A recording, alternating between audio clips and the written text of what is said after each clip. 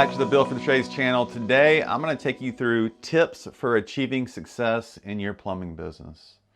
My name is Dan Dowdy. I'm founder of Built for the Trades, where we help trades businesses grow through leadership development. Thank you for tuning into this video. And in this video, what I want you to do is just get out a blank sheet of paper, and I want you to write down these 6 steps that I'm going to walk through with you. And I want you to score your business as it sits today on a scale from 1 to 10. 10 being the best.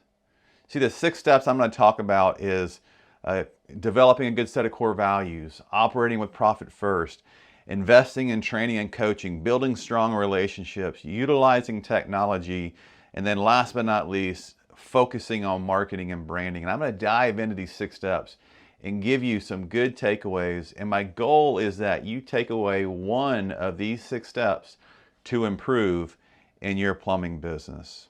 As we get started today, I wanted to talk about our sponsor here, Project to Payment. They're a fast-growing invoicing software specifically for trades businesses. There is a link in the description to capture your first 3 months free using this link for Built for the Trades. So what makes me credible to share this information with you? Well, first and foremost, I'm a second-generation master plumber, and I have owned and operated plumbing businesses for over 20 years. And as I was creating this content for this video, I was thinking, what would I want to know when I started my business back in the days that I now know because I work with plumbing businesses all across the nation and own and operate my own business. And so I started to put this together, and I wanted you to realize that when we start our business, we typically start our business because we're good at the trade and we're tired of being told what to do, or we're tired of making somebody else wealthy and we want to make ourselves wealthy. So we dive in, and the first focus is, hey, we're going to provide the best service for every client. And it works. And we grow by word of mouth, and we just kind of do our thing. But eventually we kind of hit this point of lacking cash flow and being stressed out all the time and never taking vacations. And so some of these, the steps I'm going to give you today are really going to help you kind of take an overall look at your business and say, you know, maybe Dan's right. Maybe I should focus on this area in improving these areas of my business. Because here's the deal. I talk with plumbing business owners every day, and I usually hear the same things. Hey, look, I've done what I know how to do.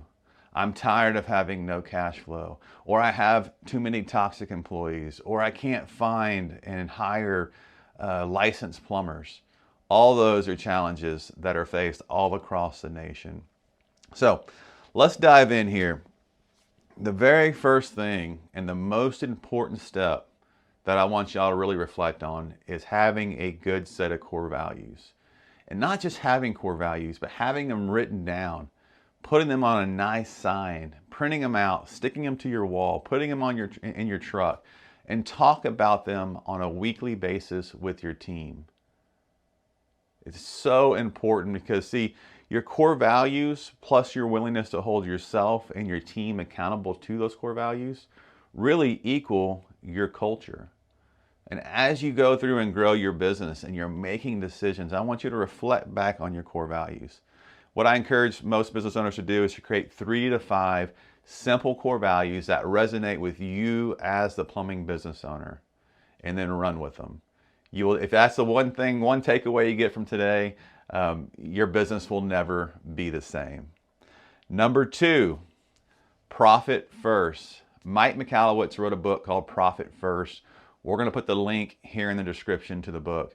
If you haven't read it, I encourage you to read it. It just flips accounting method on its head. See, most people tell you, hey, pay your bills first and then pay yourself last.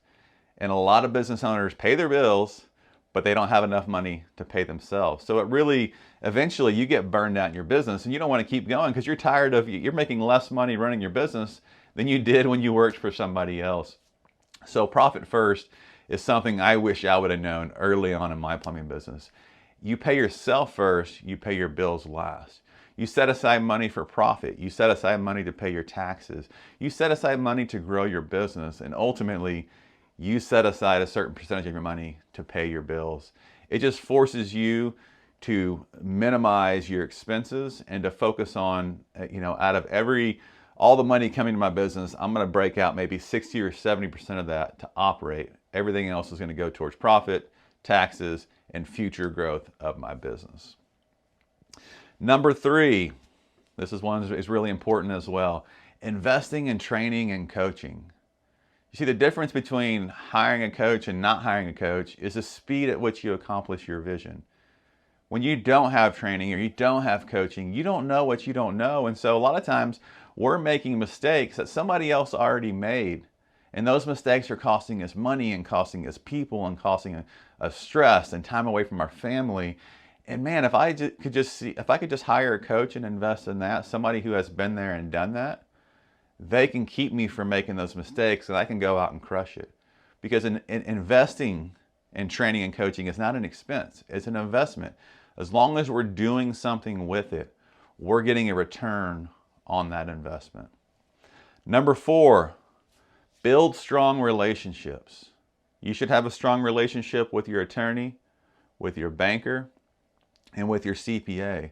But you also should have strong relationships with your suppliers, with your customers, with other contractors, and really embrace networking and helping other people out, because at the end of the day, it's all about relationships.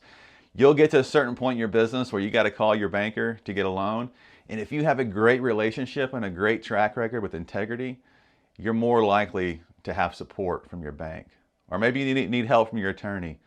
You know, you want to have that relationship built when you don't need them. So that way, when you do need them, there's that relationship and that trust built. Number 5, utilize technology. Utilize technology. You know, the days of pen and paper, invoicing and all that is out the window. I mean, back in the day, you know, I would fill out an invoice and give it to a customer, and then it would probably touch 5 or 6 people in my office before it was finally complete.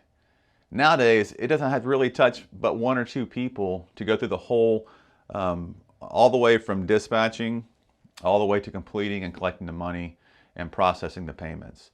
So definitely embrace technology and realize that between online apps, between CRMs, also using AI, all those tools can go a long way. So if you're kind of in that old school stage, hey, this is the way we've always done it, I'm here to tell you, you can save so much money if you just lean into technology and start to learn what is going to work for your plumbing business. And then last but not least, this is a really big one. Focus on marketing and branding and do it early. I mean, word of mouth is great and you want to continue to have that word of mouth, but finding a good online marketing company, finding other avenues, building your marketing strategy, knowing who you're looking to attract, doing that early is going to help you just fly past plateaus that other companies experience, other plumbing business owners experience. And it's also going to allow you to stand out from the crowd. I mean, there's places like Google that you can advertise on, but there's also social media is so prevalent. And social media is pretty much free unless you're running ads, and just being active in there and showing people who you are. Once again, joining networking groups, joining community events, joining chambers, all those things go a long ways towards marketing and branding your business. And also just having nice trucks, wrapping your trucks, making yourself look professional goes a long ways towards sustaining the growth in your business and adding that value for what the customer is buying from you in your plumbing business. So once again, hopefully you scored your company 1 to 10 in each category, and you know that you have one big one that you need to work on and that you took that away from watching this video today. I hope you have an amazing day. Please like and subscribe. Share this video with a friend, and I'll see you next time.